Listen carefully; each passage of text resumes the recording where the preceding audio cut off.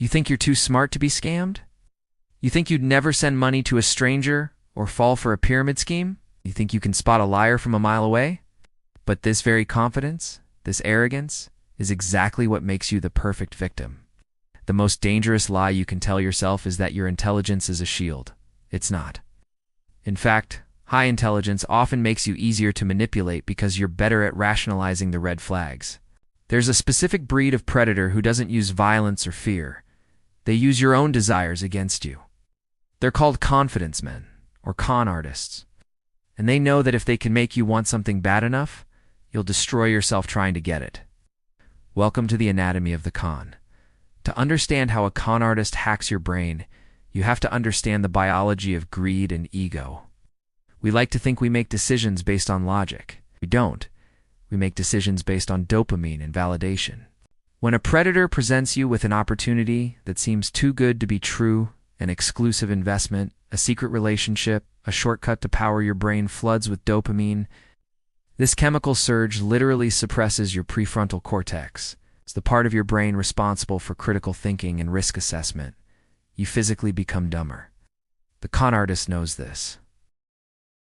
They're not trying to convince your logic. They're trying to trigger your reward system. They also exploit a psychological concept called the suspension of disbelief.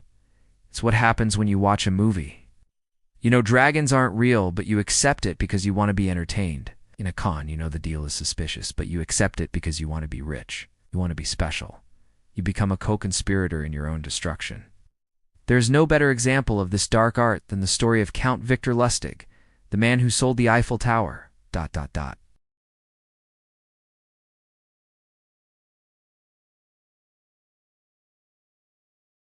The economy is shaky, the mood is desperate, and the Eiffel Tower is rusting.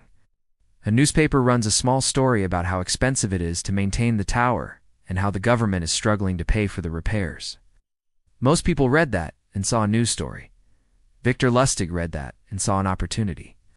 Lustig wasn't a common thief. He was a gentleman, spoke 5 languages. He dressed in the finest suits. He understood that to lie to someone, you must first make them respect you. He created a fake government persona, forging official stationery with the seal of the French Ministry of Posts and Telegraphs. And then he sent secret invitations to the 5 biggest scrap metal dealers in Paris. This is the first psychological trigger, exclusivity.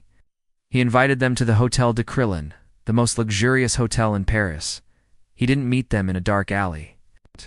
He met them in a palace. This sets the stage with what's called social proof.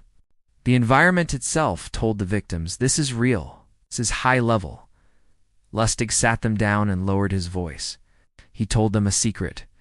He said the government had decided the Eiffel Tower was too expensive to fix. They were going to tear it down. He was in charge of selling the 7,000 tons of scrap metal to the highest bidder. He told them this is a state secret. If the public finds out, there will be riots. We need to move quietly. This is the second trigger. Urgency and secrecy. By making them feel like they were part of a secret conspiracy, he made them feel special. He turned them from businessmen into insiders. 4 of the men were cautious, but 1 man was hungry. Andre Poison.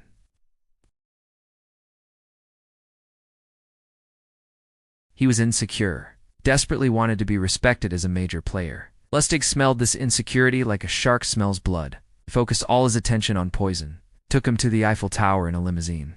He flashed a fake badge to the guards. He walked Poison around the base of the tower, tapping the metal, discussing the logistics of demolition. Poison was hooked. He could already see the fame. He could see himself as the man who bought the Eiffel Tower. His greed blinded him to the absurdity of the situation. But then, Poison's wife got suspicious. She asked the question that could have ruined everything. Why is this so secret? Why are we meeting in a hotel and not a government office?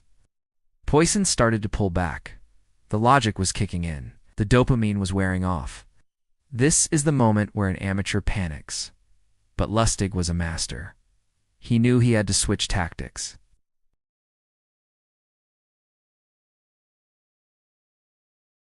He said, Monsieur Poison, I have a confession to make. I am not just a government official. I am a government official who is... underpaid. He started complaining about his salary, how hard it was to maintain his lifestyle. He was asking for a bribe. This was a genius move. In 1925, many government officials in France were known to be corrupt. By admitting he was corrupt, Lustig became trustworthy. It explained the secrecy. It explained the hotel meetings. Poison breathed a sigh of relief. He thought, he's not a fake official, he's just a crooked official. I understand this. I can work with this. Poison paid the bribe, and then he handed over a massive certified check for the Eiffel Tower. Lustig took the money, shook his hand, and left. An hour later, he was on a train to Vienna with a suitcase full of cash. Poison went to the ministry the next day, ready to claim his prize.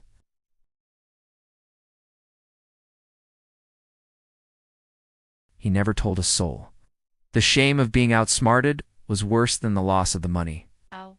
That is the final weapon of the con artist. They rely on your silence. Lustig was so successful that 6 months later, he came back to Paris and tried to sell the tower again. He almost succeeded a second time before the police caught wind of it, and he fled to America. How do you survive in a world full of Victor Lustigs?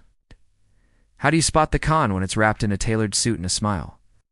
You must adopt the counterintelligence protocol. Rule number 1. The too good to be true filter. We've all heard this, but we rarely practice it. If an opportunity offers massive rewards with zero risk, it is a lie. High returns always require high risk.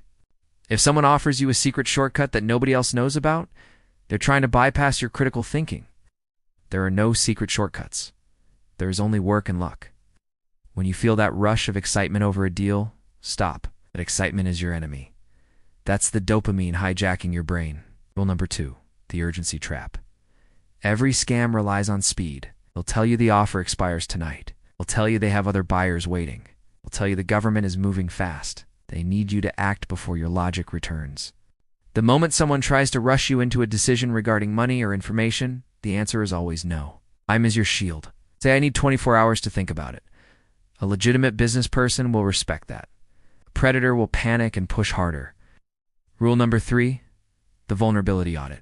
Lustig didn't trick Poison because Poison was stupid. He tricked him because Poison was insecure. He wanted to be important. You need to know your own weaknesses. Are you lonely? You're vulnerable to a romance scam. Are you broke? You're vulnerable to a get-rich-quick scam. Are you insecure about your status? You're vulnerable to exclusive clubs and fake gurus. If you don't know what you're hungry for, a predator will serve it to you on a poison plate. Victor Lustig died in Alcatraz prison, but his spirit lives on. He's in your email inbox telling you that you've won a lottery. He's on social media showing you how he made $1 million in a week. He's the new friend who just needs a small loan. Don't let your greed write a check that your reality can't cash. But sometimes, the deception isn't about money. Sometimes the predator doesn't want your cash. They want your identity. They want to become you. There's a dark psychological drive where a person mimics you, steals your friends, and slowly erases you from your own life. It's called the single white female effect. If you want to know if you have a mimic in your life who is dangerous, click the video on the screen. Identity theft isn't just financial, it's personal. Thanks for watching.